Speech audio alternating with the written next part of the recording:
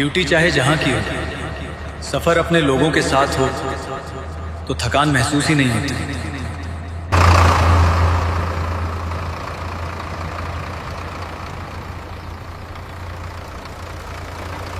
गुरदीप, ऐसे साफ मौसम में सफर भी आसान लगता है। ड्यूटी का बोझ थोड़ा हल्का हो जाता है। जी साहब, आगे सिर्फ सिंगल रोड है, रास्ता बिल्कुल साफ है।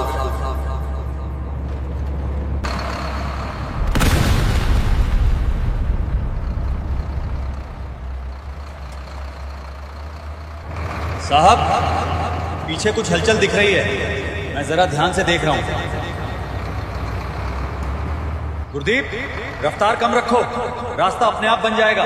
उन्हें जगह दे दो, हमें किसी से रेस नहीं लगानी, हम अपनी लेन में रहेंगे।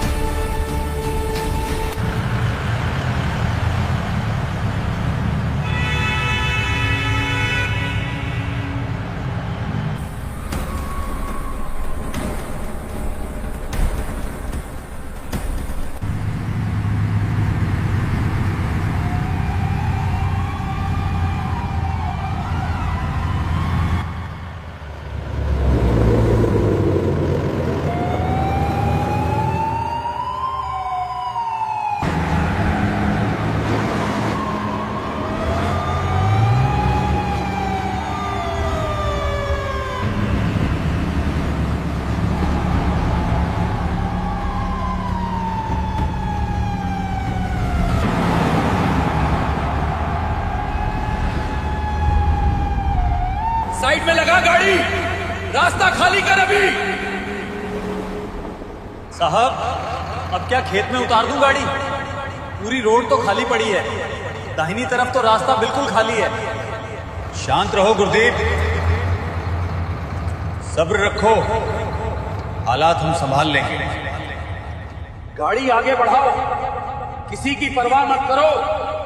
आज इन्हें बताना है कि मैं कौन हूं।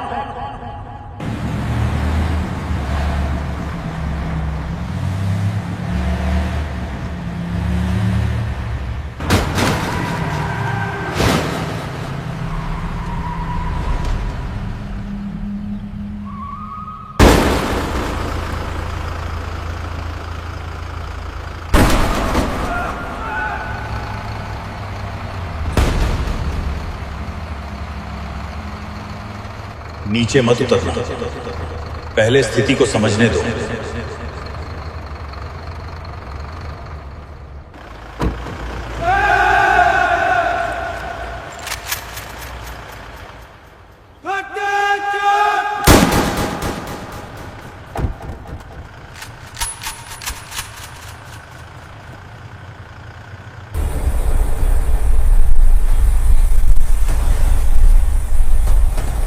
दोपहर के करीब 2 बजे का समय था।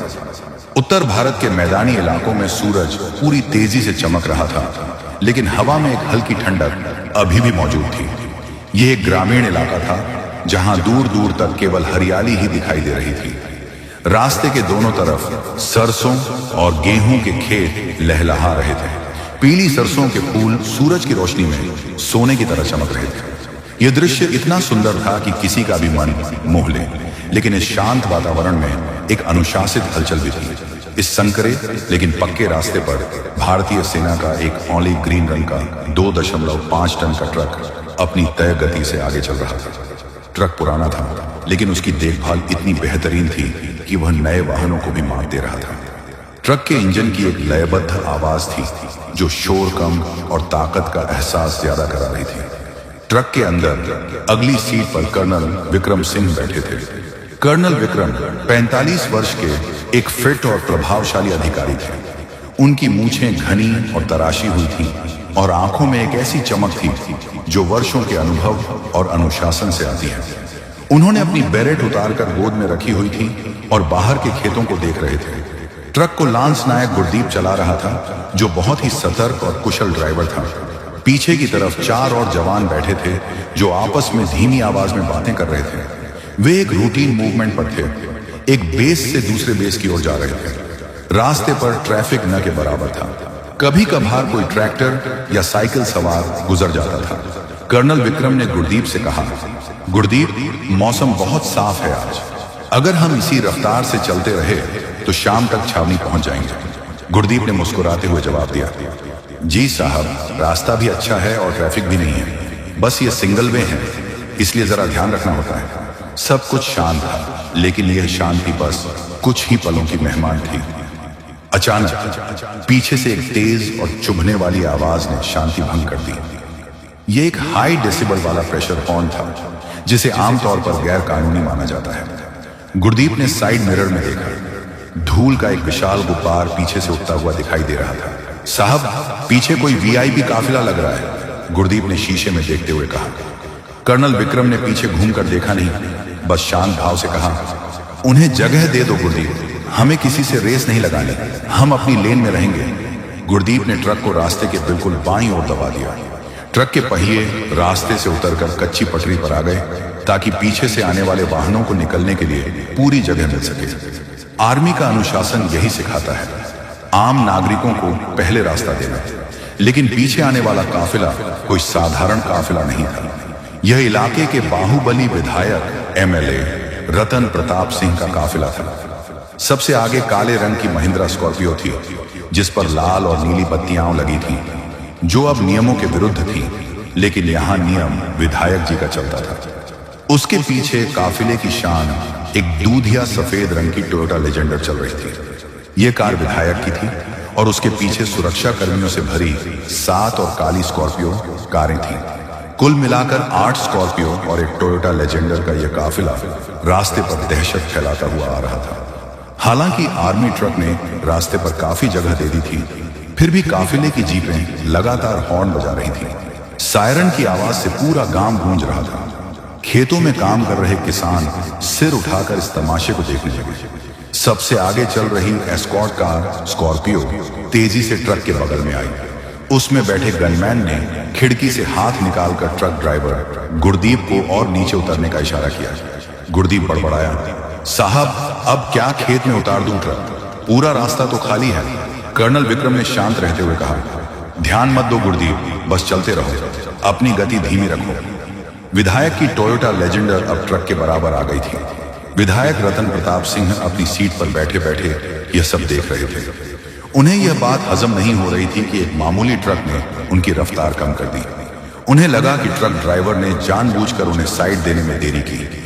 उनका अहंकार, जो उनकी ताकत और पैसों के नशे में चूर था, उन्हें यह सोचने पर मजबूर कर रहा था कि यह ट्रक वाला उनका अपमान कर रहा है।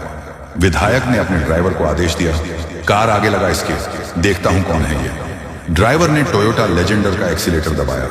भारी भरकम एसयूवी ने एक झटके में रफ्तार ली और आर्मी ट्रक को ओवरटेक किया, लेकिन ओवरटेक करके वह सीधा नहीं गया। विधायक के इशारे पर ड्राइवर ने अचानक कार को आर्मी ट्रक के बिल्कुल सामने लाकर कट मारा और जोर से ब्रेक लगा दिया। यह एक बहुत ही खतरनाक कदम था। ध्यान से, कर्नल विक्रम चिल्लाए। गुरदीप ने अपनी पूरी ताकत से ब्रेक पेडल दबाया। आर्मी के भारी ट्रक के टायरों ने रास्ते पर घर्षण किया और एक तीखी छीं छीं की आवाज गूंजी। ट्रक विधायक की चमचमाती लेजेंडर के बम्पर से महज कुछ इंच की दूरी पर रुका। अगर गुरदीप सतर्क न होता तो एक भयानक दुर्घटना हो सकती थी। ट्रक के झटके से पीछे बैठे जवान एक दूसरे से टकराए। कर्नल विक्रम ने डैशबोर्ड पर हाथ रखकर खुद को संभाला। वातावरण में अब धूल और जले हुए टायरों की गंध थी। कर्नल विक्रम का चेहरा अब भी शांत था, लेकिन उनकी भौहें तन गई थीं। उन्होंने गुरदीप से कहा, नीचे मत उतरना, पहले स्थिति को समझने दो। सामने रुकी टोयोटा लेजेंडर और बाकी की 8 स्कॉर्पियो कारों के दरवाजे एक साथ खुले। ऐसा लगा जैसे किसी फिल्म का सीन चल रहा हो। काली वर्दियों में निजी सुरक्षा कर्मी और सफारी सूट पहने गनमैन बंदूकों के साथ बाहर निकले और उन्होंने आर्मी ट्रक को घेरना शुरू कर दिया। सबसे अंत में टोयोटा लेजेंडर का दरवाजा खुला। विधायक रत्न प्रताप सिंह बाहर निकले। सफेद खादी का कुर्ता पायजामा, गले में सोने की मोटी चेन और आंखों पर महंगा काला चश्मा। उनके चेहरे पर क्रोध और अहंकार साफ झलक रहा था। वे चलते हुए ट्रक के ड्राइवर साइड की तरफ आए। विधायक ने ट्रक के दरवाजे पर जोर से हाथ मारा और चिल्लाया, ओए ड्राइवर, नीचे उतर। तुझे दिखाई नहीं देता पीछे कौन आ रहा है? हॉर्न सुनाई नहीं देता तुझे? कर्नल विक्रम ने गुरदीप को शांत रहने का इशारा किया और खुद अपनी साइड का दरवाजा खोला। वे नीचे उतरे। उनके जूते रास्ते पर टिके तो एक सधी हुई आवाज आई। कर्नल ने अपनी वर्दी ठीक की, बेरेट पहनी और घूमकर विधायक की तरफ आए। विधायक रतन प्रताप ने कर्नल को देखा। उसे लगा था कोई डरपोक ड्राइवर होगा, लेकिन सामने भारतीय सेना का एक कर्नल मौजूद था। फिर भी विधायक का नशा इतना गहरा था कि उसे वर्दी का लिहाज भी नहीं रहा। विधायक ने कर्नल की तरफ उंगली उठाई और तल्ख लहजे में कहा, यह रास्ता क्या तुम्हारे बाप का है जो बीच रास्ते में ट्रक चला रहे हो? कब से हॉर्न दे रहे हैं? साइड देने में क्या जोर आ रहा था? कर्नल विक्रम सिंह ने विधायक की आंखों में सीधे देखते हुए एक बहुत ही संयमित लेकिन भारी आवाज में जवाब दिया, मिस्टर, यह पब्लिक का रास्ता है। हमने आपको निकलने के लिए काफी जगह दी थी और जिस तरह से आपने अपनी कार हमारे ट्रक के सामने रोकी है, उससे न केवल आपकी जान जा सकती थी बल्कि मेरे जवानों को भी चोट लग सकती थी। विधायक हंसा, एक मजाक भरी हंसी। उसने अपने आसपास मौजूद गुर्गों की तरफ देखा और बोला, देखो भाई, ये हमें कानून सिखा रहे हैं। अरे ओ फौजी, तुम जानते नहीं हो तुम किससे बात कर रहे हो? इस इलाके में पत्ता भी मेरी मर्जी से हिलता है और तुम तो बस एक सरकारी नौकर हो। कर्नल ने अपना आपा नहीं खोया। मैं भारतीय सेना का अधिकारी हूं और हम देश के नौकर हैं, किसी व्यक्ति विशेष के नहीं। आप अपनी कारें हटा लें और हमें जाने दें। विधायक का गुस्सा 7वें आसमान पर पहुंच गया। उसे यह बर्दाश्त नहीं था कि कोई उसके सामने इतनी बेबाकी से बोले, वो भी उसकी अपनी इलाकाई जमीन पर। विधायक एक कदम आगे आया और कर्नल के कंधे पर उंगली रखते हुए कहा, तुम्हारे जैसे 2 कौड़ी के कर्नल मैंने बहुत देखे हैं। अभी यहां सबके सामने तुम्हारी वर्दी उतरवा दूंगा। समझ रहे हो? इतनी बेइज्जती करूंगा कि इस रास्ते पर भीख मांगते फिरोगे। ये सुनते ही ट्रक के पीछे से बाकी 4 जवान भी अपने इंसास राइफलों के साथ नीचे कूद पड़े थे। अपने कर्नल की बेइज्जती उनसे बर्दाश्त नहीं हो रही थी। उन्होंने अपनी राइफलें सीधी तो नहीं की, लेकिन उनकी उंगलियां मजबूत हो गई थी। माहौल एकदम तनावपूर्ण हो गया था। एक तरफ 30 से 40 हथियारबंद निजी गुंडे और दूसरी तरफ 5 से 6 अनुशासित फौजी। रास्ते के दोनों तरफ खेतों में काम करने वाले लोग अब किनारे जमा होने लगे थे। ये दृश्य अब एक बड़े नाटक का रूप ले रहा था। दोपहर की धूप अब और तीखी हो गई थी, लेकिन रास्ते पर जमा हुए लोगों को गर्मी का एहसास नहीं हो रहा था। वहां का तापमान किसी और ही वजह से ज्यादा हुआ था।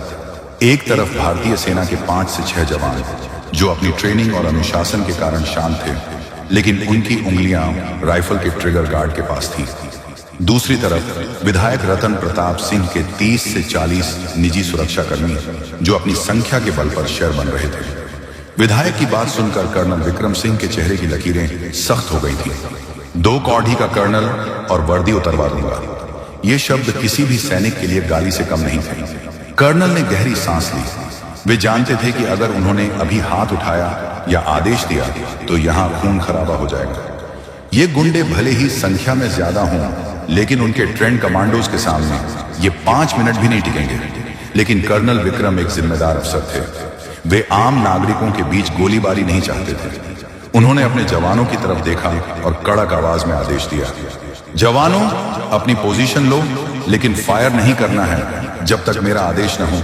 Stand down. जवानों ने अपने अफसर का आदेश माना, लेकिन उनकी आंखों में विधायक के लिए गुस्सा साफ दिख रहा था। कर्नल की शांति को विधायक ने उनकी कमजोरी समझ लिया।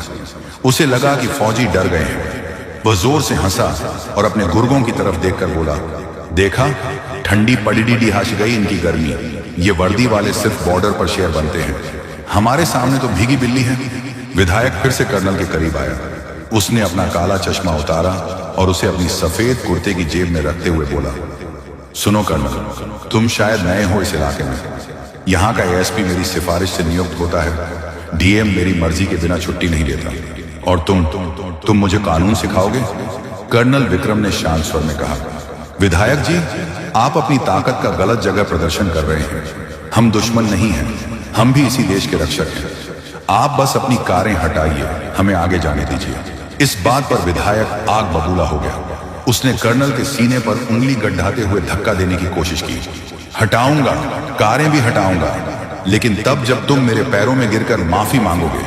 तुमने मेरी कार रोकी, मेरा समय बर्बाद किया, अब माफी मांगो, वरना यहीं सबके सामने तुम्हारा कोर्ट मार्शल करवा दूंगा।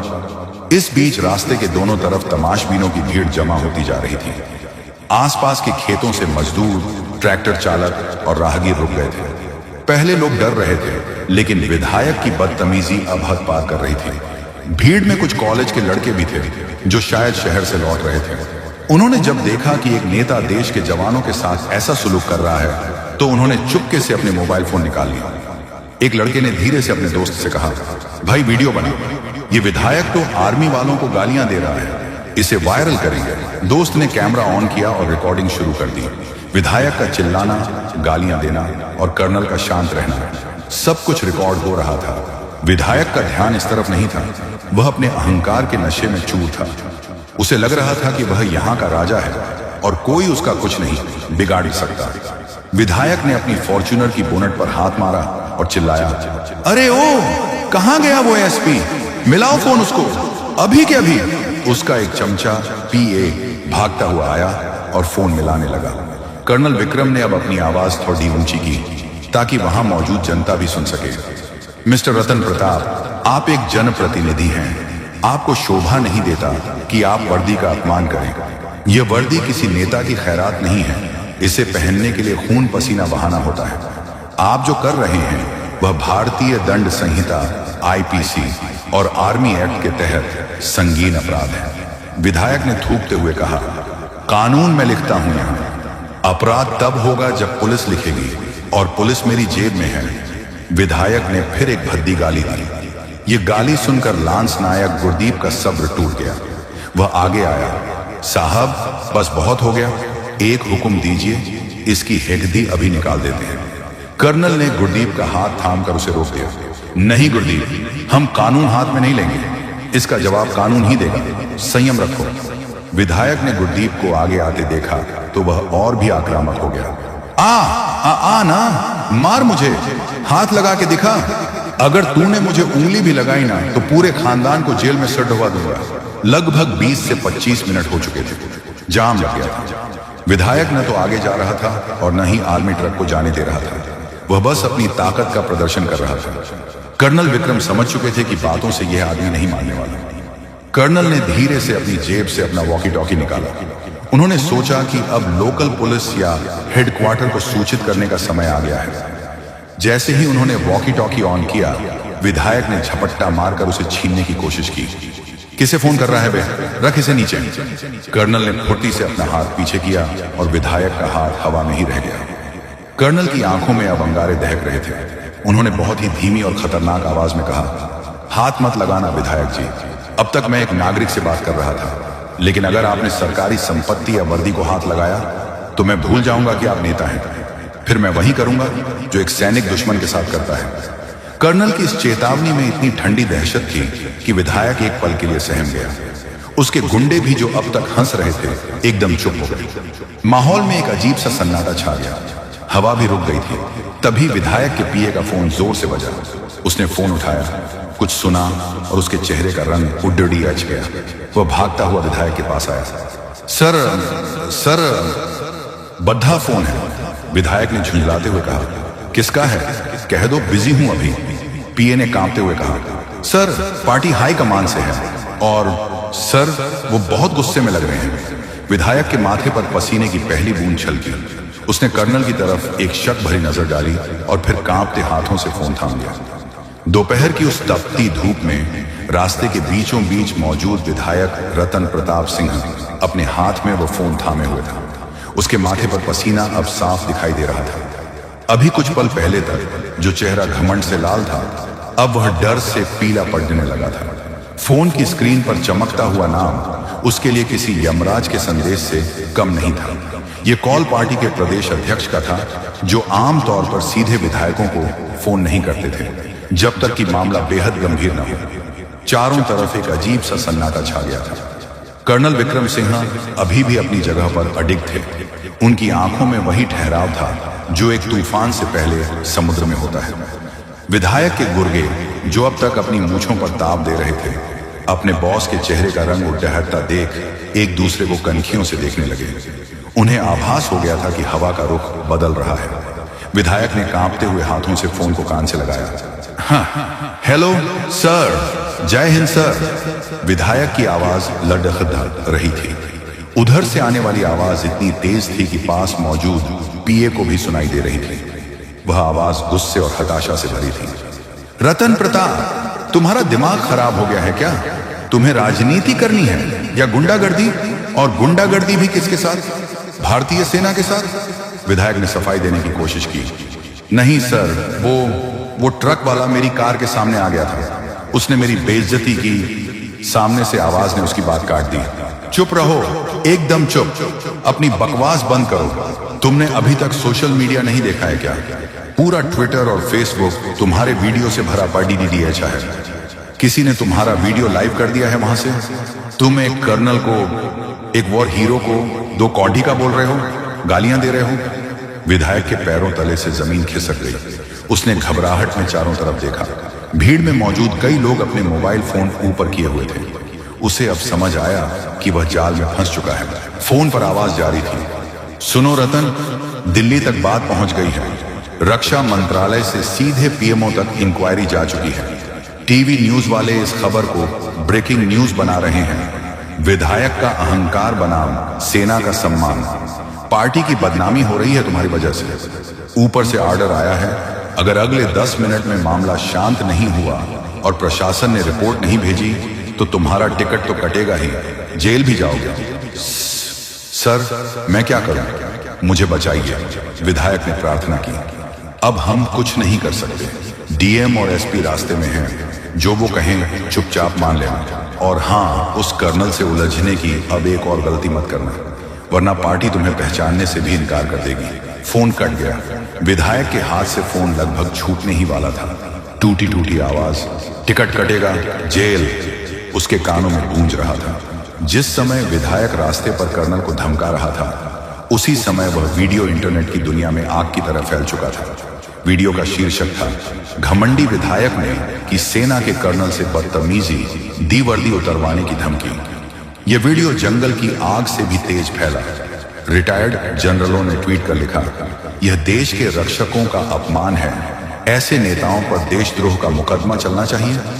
आम जनता के कमेंट्स की भरमार हो गई थी। लोग विधायक की गिरफ्तारी की मांग कर रहे थे। न्यूज चैनल्स ने अपनी स्क्रीन पर 2 विंडो खोल दी थी।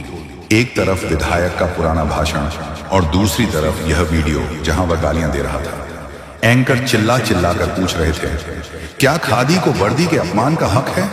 दबाव इतना ज्यादा हो गया था कि राज्य के मुख्यमंत्री को खुद संज्ञान लेना पड़ा। उन्होंने तुरंत DGP और चीफ सेक्रेटरी को बुलाया और सख्त आदेश दिए, कानून सबके लिए बराबर है, चाहे वो हमारा विधायक ही क्यों ना हो। अगर सेना का अपमान हुआ है तो सख्त कार्रवाई होनी चाहिए। वापस रास्ते पर विधायक रतन प्रताप की हालत पतली थी। उसका नशा पूरी तरह उतर चुका था। वह कर्नल विक्रम की तरफ देखने की हिम्मत नहीं जुटा पा रहा था। कर्नल विक्रम, जो बहुत ही चतुर और अनुभवी थे, विधायक के चेहरे के भाव समझ चुके थे। वे समझ गए थे कि ऊपर से डंडा चल चुका है। कर्नल ने अपनी गंभीर आवाज में पूछा, क्या हुआ विधायक जी? कोई परेशानी? अभी तो आप मेरी वर्दी उतरवा रहे थे। फोन पर वर्दी उतर गई क्या? यह तंज विधायक को तीर की तरह चुभा, लेकिन अब उसमें पलटकर जवाब देने की हिम्मत नहीं थी। वह बस अपनी लेजेंडर की तरफ पीछे हटा। उसने अपने गनमैन से कहा, कार साइड में लगाओ, चलो यहां से। लेकिन अब बहुत देर हो चुकी थी। दूर से फिर सायरन की आवाज आई, लेकिन इस बार यह किसी VIP काफिले का हूटर नहीं था। यह पुलिस और प्रशासन के सख्त सायरन थे। रास्ते के दोनों छोर से धूल उड़ाती हुई पुलिस की जीपें आ रही थी। एक तरफ से जिले के SSP की टाटा सफारी और दूसरी तरफ से DM की कार। उनके पीछे पुलिस की वैन थी, जिनमें से दर्जनों पुलिस वाले लाठियां और हथियार लेकर कूद पड़ते। भीड़ इधर उधर हो गई। पुलिस ने आते ही रास्ते को कोर्डन ऑफ कर दिया। विधायक के निजी सुरक्षा कर्मी, जो कुछ देर पहले तक शेर बने हुए थे, पुलिस को इतनी बड़ी तादाद में देखकर अपनी बंदूकें छिपाने लगे और पीछे हटने लगे। डीएम, एक युवा आईएएस अधिकारी, अपनी कार से उतरे। उनके साथ एसएसपी, एक कड़ीडीडीएच के आईपीएस अधिकारी भी थे। दोनों अधिकारियों के चेहरे पर तनाव और गंभीरता थी। वे सीधे घटनास्थल पर पहुंचे।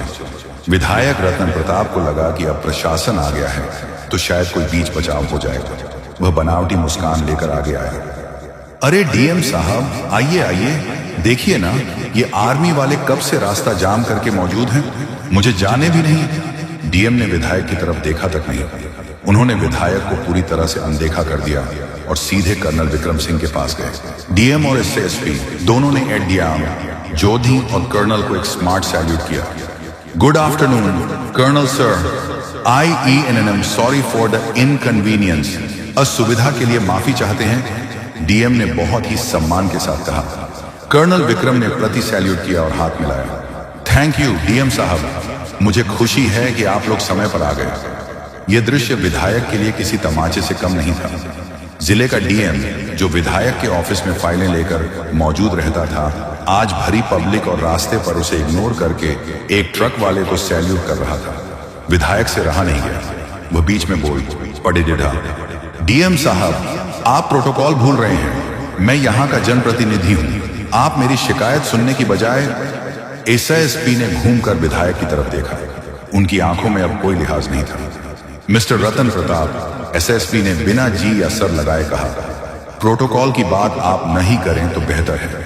आपने एक ऑन ड्यूटी आर्मी ऑफिसर को रोका है, उन्हें धमकाया है और सरकारी काम में बाधा डाली है। हमारे पास आपके खिलाफ पर्याप्त सबूत हैं। वो देखिए।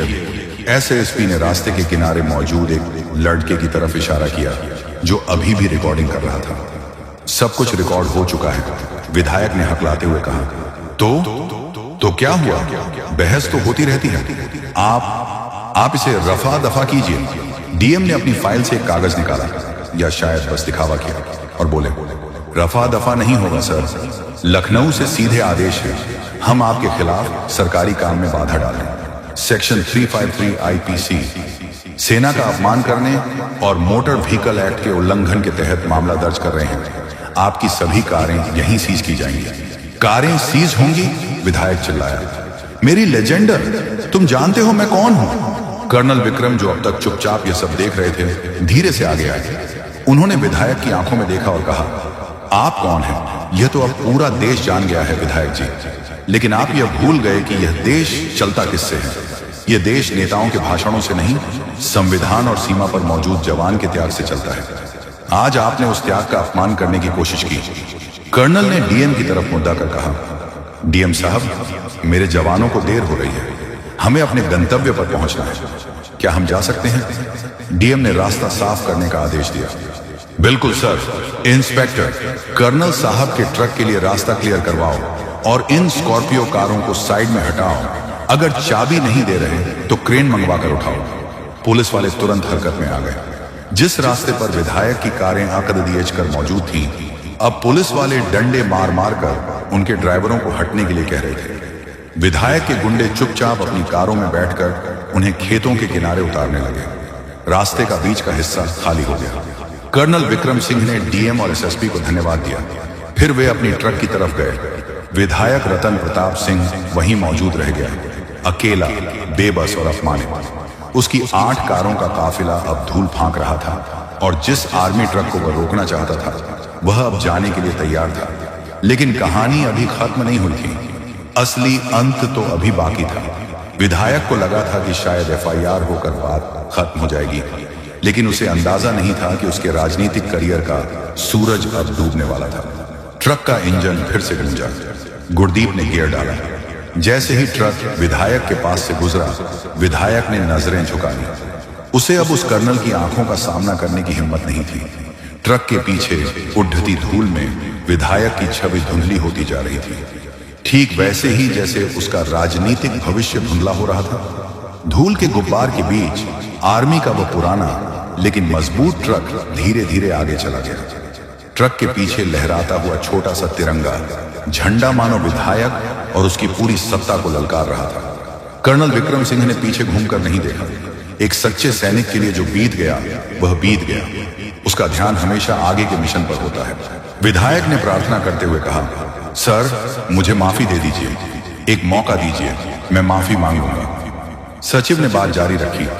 बहुत देर हो चुकी है, आपको तत्काल प्रभाव से पार्टी की प्राथमिक सदस्यता से निलंबित, सस्पेंड किया जाता है और अगले चुनाव में आपको टिकट नहीं दिया जाएगा। पार्टी ने आपसे पल्ला हटा लिया है, अब आप अपने कानूनी मामलों से खुद निपटें। जय हिंद। फोन कट गया। विधायक रतन प्रताप सिंह, जो सुबह तक इस इलाके का बेताज बादशाह था, अब एक आम आदमी से भी गया गुजरा हो चुका था। उसके हाथ से सत्ता, पार्टी का साथ और भविष्य का चुनाव, सब कुछ रेत की तरह फिसल गया था। अगले कुछ दिनों में जो हुआ वह उस इलाके के इतिहास में कभी नहीं हुआ था। पुलिस ने विधायक के खिलाफ चार्जशीट दाखिल की। उसे कोर्ट में पेश होना पड़ता। जिस कोर्ट में वह जजों को फोन करके फैसले बदलवाता था, आज उसी कोर्ट के कटघरे में उसे मौजूद होना पद था। जज ने उसे जमानत देने से भी मना कर दिया और उसे न्यायिक हिरासत, जुडिशियल कस्टडी में भेज दिया गया। उसकी कारें जब्त कर ली गई। उसके गनमैन का लाइसेंस रद्द कर दिया गया। जिस 2 कौंधी की बात उसने कर्नल से की थी, आज उसकी खुद की साख 2 कौंधी की नहीं रही थी। लगभग 1 महीने बाद वही रास्ता, वही खेत, वही मौसम। कर्नल विक्रम सिंह उसी रास्ते से वापस अपनी यूनिट लौट रहे थे। इस बार वह अपनी पर्सनल जिप्सी में थे। जब उनकी कार उस जगह से गुजरी जहां वह घटना हुई थी, तो कर्नल ने देखा कि वहां एक छोटा सा बोर्ड लगा दिया गया है। बोर्ड पर लिखा था, जय जवान जय किसान मान। गांव वालों ने उस घटना की याद में उस रास्ते का नाम ही बदल दिया था। कर्नल की कार वहां रुकी। पास ही खेत में काम कर रहा एक बुजुर्ग किसान भागता हुआ आया। उसने कर्नल को पहचाना और हाथ जोड़कर कहा, साहब, उस दिन आपने जो किया उसने हमारी आंखें खोल दी। हमें लगा था कि नेताओं के सामने कोई नहीं बोल सकता, लेकिन आपकी वर्दी ने हमें सिखा दिया कि सच्चा राजा वो नहीं जो डराता है, बल्कि वो है जो देश की रक्षा करता है। कर्नल विक्रम मुस्कुराए। उन्होंने बुजुर्ग का हाथ थामते हुए कहा, बाबा, ये वर्दी हमें डराना नहीं, बस अपने हक के लिए मौजूद होना सिखाती है। जब तक हम और आप साथ हैं, कोई भी बाहुबली इस देश के कानून से बद्धा नहीं हो सकता। कर्नल ने सैल्यूट किया और आगे चले गए। विधायक रतन प्रताप सिंह आज भी अपनी जमानत के लिए कोर्ट के चक्कर काट रहे हैं। उनकी राजनीति खत्म हो चुकी है और कर्नल विक्रम सिंह, वह आज भी सीमा पर कहीं तैनात हैं, खामोशी से अपना फर्ज निभा रहे हैं। दोस्तों, मेरा अनुभव यह कहता है कि पद और कुर्सी तो किराए की होती है, आज है, कल नहीं होगी, लेकिन आपका व्यवहार और आपका चरित्र, वो आपकी अपनी कमाई है। दोस्तों, पद चला जाता है, ताकत छिन जाती है, लेकिन इंसान का चरित्र हमेशा उसके साथ रहता है। अगर आप भी मेरे इन विचारों से सहमत हैं, तो वीडियो को लाइक कीजिए और ऐसे ही सच्चे और जरूरी संदेशों के लिए चैनल को सब्सक्राइब जरूर कीजिए।